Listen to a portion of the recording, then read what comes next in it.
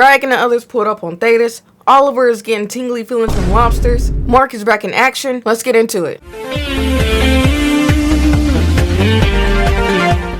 Alright, so with this particular episode, y'all, a lot of action happened towards the end, but I still feel like it was a pretty good episode, and if anything, it was very wholesome, especially the bit with Nolan and Oliver. And while it sucked that Mark was down and recovering from his fight with Conquest, I'd say this was long overdue between Nolan and Oliver. I mean, it was very clear from the previous episode that Oliver had some kind of resentment or some kind of bad feelings towards Nolan. So with Mark being out for 2 months and recovering, they had plenty of time to hash everything out. And at first I was like, Oliver, why are you so upset with Nolan? Like, you wear that man's symbol on your chest, you talked about him a lot, and now that he's finally here, you kinda ain't having it. But then when Oliver went into detail and he's like, you called my birth mother a mistake, was I a mistake too? I was like, okay, I kinda get it from that standpoint and why he'd be so upset. So Nolan did reassure him that, hey, you weren't a mistake, your mother wasn't a mistake either. And Nolan said something along the lines of, your mother and her people, they showed me a new perspective, they taught me a lesson about forgiving and forgetting. They don't live that long, so they really don't dwell too much on the past or small things. I also like that Nolan and Oliver, they did a little bit of training together because Oliver definitely needs it and he could benefit from training with someone like Nolan. And it was also pretty cute to see Nolan a little bit uncomfortable when Oliver brought up that whole lobster situation when he went out with Debbie and Paul and he saw this blue lobster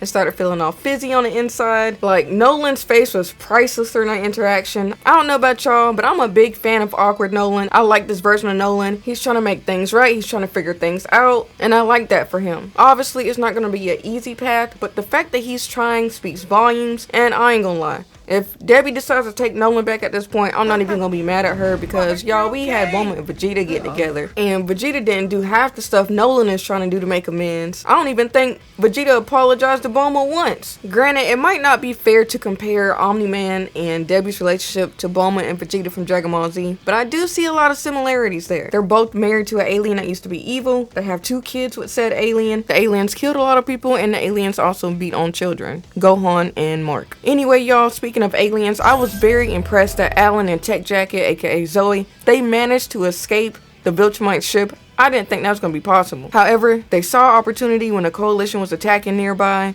They took their opportunity and skedaddled. Obviously, the 2 Viltrumites that were on the ship they snuck out of, they pursued them. And I kind of thought we were going to lose Alan or Tech Jacket here, but luckily they got out of that. I am kind of getting worried about Tech Jacket though, because like she's kind of getting in a lot of situations where someone may not be around to save her the next time. I mean, I get that she's surrounded by Viltrumites and strong enemies, but at the same time, I thought I heard someone that she was supposed to be OP and that she was actually very strong. So I'm not sure if the enemies are just that strong for her or if she's being nerfed. Also, considering that Mark was out for 2 months and they didn't have Mark, Nolan, or Oliver, the coalition did very well considering the situation, and they pushed Thetis and the others into a corner. Now, naturally, that did not come easily because the coalition had a meeting amongst themselves, at least the head members of the coalition, and they were kind of like, how much longer? We've lost a lot of people, and when will enough be enough? But hey, they managed to pull it off. So much so that Thragg was like, you know what, we about to pull up on Thetis and them, and that's exactly what they did. And at first I was like, surely it won't be that easy for them to get in.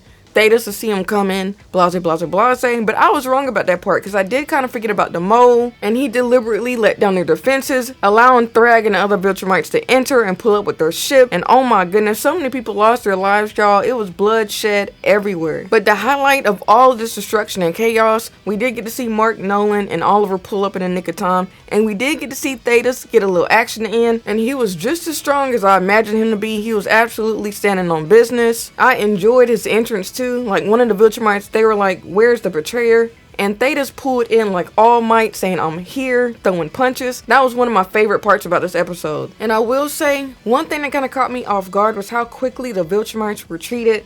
Like, Mark and Oliver, they decided to destroy Thragg's ship, and instead of Thragg fighting like I thought he would, he kind of just gathered other Viltrumites and they pieced out. That was honestly a little bit disappointing because I did want to see Thragg fight, but that's why I was kind of happy when Thetis was like, you know what, we're going to pursue them, we're going to take the war to them. And I think that's a good idea, only because I don't think they would expect it. I mean, obviously the Viltrumites just left. There's no way they would expect Thetis, Mark, and Oliver and Nolan to be on them that soon. Anyway, the next few episodes are going to be interesting, and I can already tell it's going to end in a cliffhanger. This war is definitely going to go over into the next season, and the ironic part is that they really don't have that many Viltrumites left to get rid of, yet this battle is probably going to take forever. Anyway, y'all, that's pretty much all I have for this episode. It wasn't my favorite episode, but I do still think it was a decent episode overall. It was good to see Nolan and Oliver bonding, good to see Mark back in action, and it's also a nice touch to see the coalition succeeding. Y'all let me know what y'all thought about this episode down below.